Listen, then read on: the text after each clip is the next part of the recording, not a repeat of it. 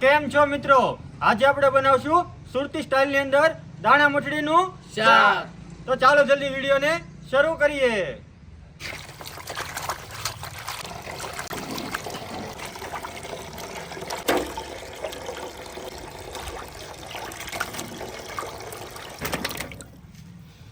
તો વિડીયોમાં સૌથી પહેલાં મિત્રો આપણે ચણાનો લોટ લેવાનો છે. એક બાઉલની અંદર ચણાનો લોટ લઈએ, પછી એની અંદર નાખવાની છે આપણે વરિયાળી નાખી દઈએ.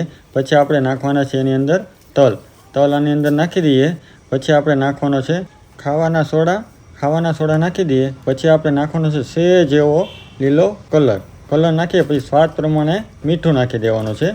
મીઠું નાખી દઈએ. પછી એની અંદર સેજ એવું આપણે ગરમ મસાલો નાખી દેવાનો છે. સેજ એવો આપણે અંદર ગરમ મસાલો નાખી દઈએ એટલે આપણો છે ને આવો કંઈક એવો મૂઠડીનો લોટ તૈયાર થઈ જાય છે.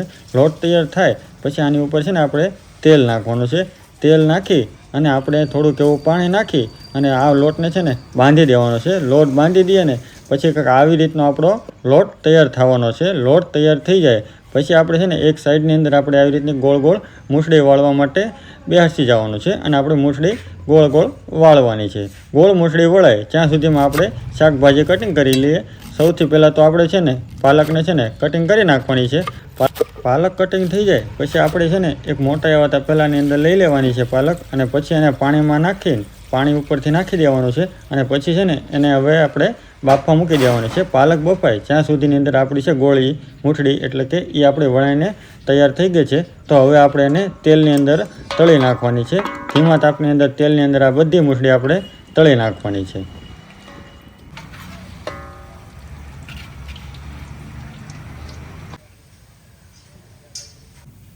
તો મિત્રો આપણી મૂઠડી છે એ તળાઈને તૈયાર થઈ ગઈ છે. તો વિડીયોમાં આગળ હવે આપણે સૌથી પહેલાં તો છે ને આપણે આપણું શાકભાજી કટિંગ કરી લેવાનું છે. સૌથી પહેલાં આપણે આદુનો કટિંગ કરી લેવું છે. આવી જ રીતના આપણે બધી શાકભાજીને કટિંગ કરી લેવાનું છે. વિડીયોમાં તમે જોતા રહેજો.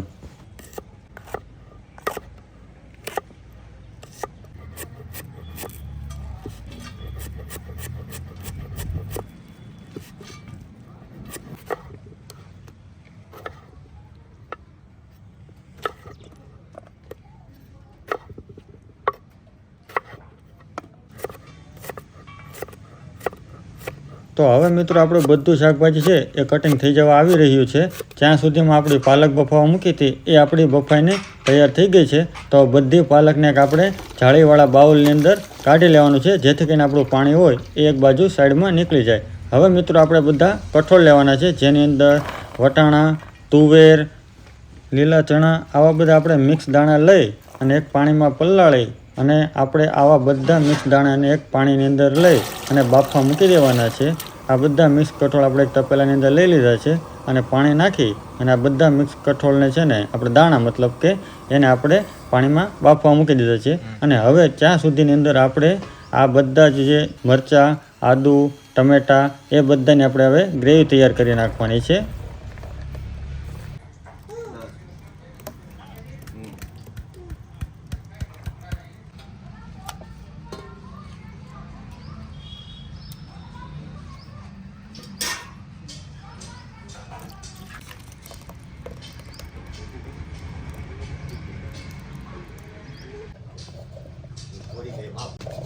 માફમાં થઈ ગયા.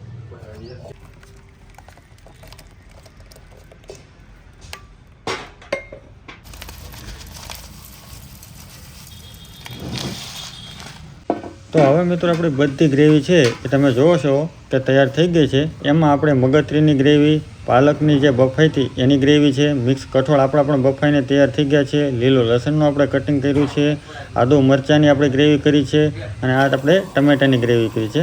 તો સૌથી પહેલાં તો વિડીયોમાં આપણે તેલ લેવાનું છે. તેલની અંદર આપણે લાલ મરચાં, તમાલપત્રા, જીરું આવો મસાલો નાખી અને આને મસાલો બનાવવાનો છે.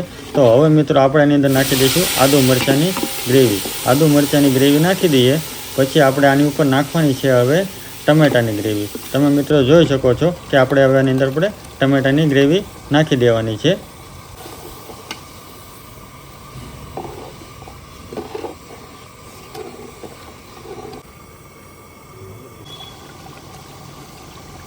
તો મિત્રો થોડી વાર ગરમ થયા પછી આપણે આની ઉપર નાખી દેવાની છે કોથમરી નાખી દઈએ.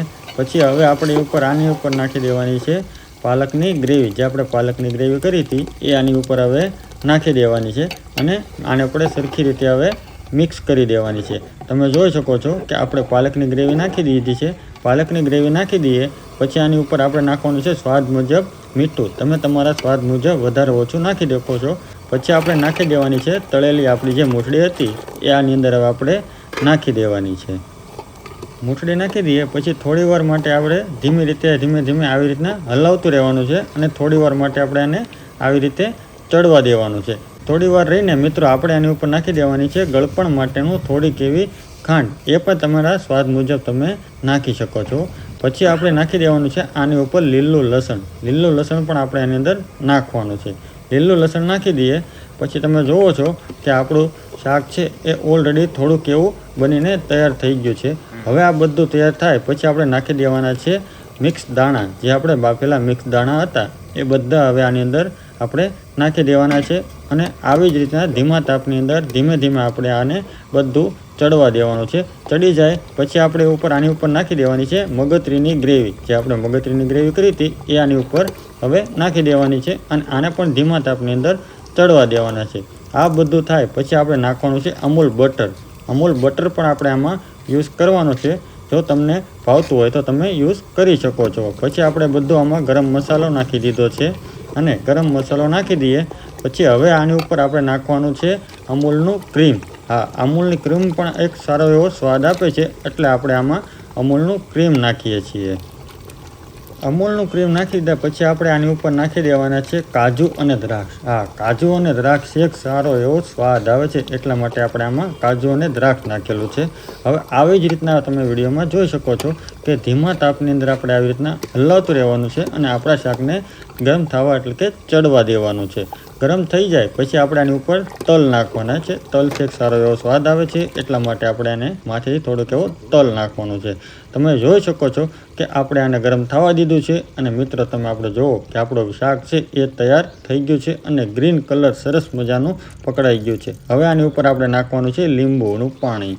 ખટાશ પૂરતું આપણે લીંબુનું પાણી આમાં યુઝ કર્યું છે અને માથેથી પણ તમે આમાં કાજુ અને દ્રાક્ષ નાખી છે અને આપણું શાક છે દાણા મૂઠડીનું એ એકદમ તૈયાર થઈ ગયું છે. અમે બધા સરસ મજાનો આ દાણા મૂઠડીનું શાકનો આનંદ માર્યો. તમે પણ આ ઘરે એકવાર ટ્રાય કરજો. સરસ મજાનું એક શાક છે. મળીએ આપણે બીજા વિડીયોની અંદર. ત્યાં સુધી બાય બાય.